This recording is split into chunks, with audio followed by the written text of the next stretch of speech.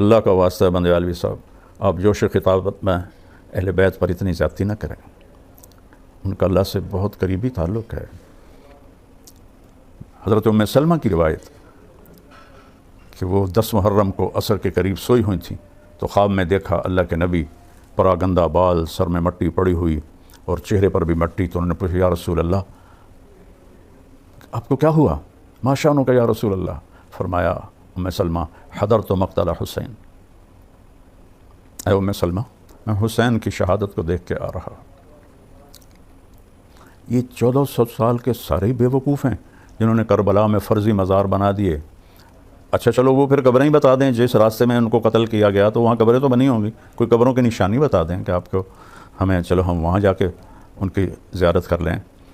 तो इतनी खल्क़ को झुटला के और एक इतनी रकीक और हल्की बात करना, ये किसी बड़े आलिम को ज़ेब नहीं देता। हज़रत साहब, मैं अल्लाह की कसम ना मुनाजरा है ना ही आपको मनाना है, लेकिन आप हुदूद से इतना तजावुज़ कर गए हैं जिसकी वजह से मुझे ये डर डर के बोलना पड़ रहा है कि इतना आगे ना बढ़ें कि अहले बैत की शान को आप घटाएँ।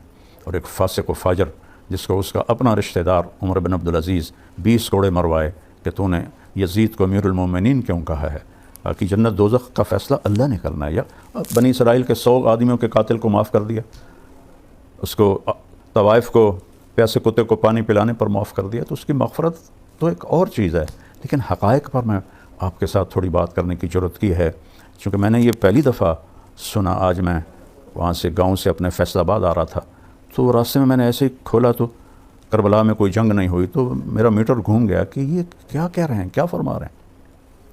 14 सदी की तारीख़ को जुटा रहे हैं और सारे करोड़ों लोग, वो अंधे भी हैं, बेवकूफ़ भी हैं, अनपढ़ भी हैं, और सिर्फ़ आपके पास से है ये रिवायत है।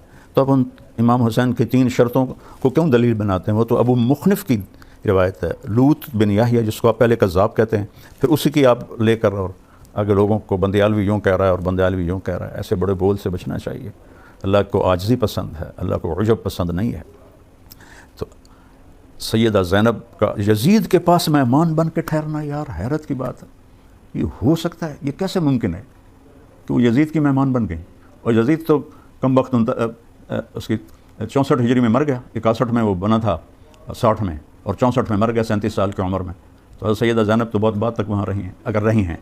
असल सही रिवायत मिस्र की है।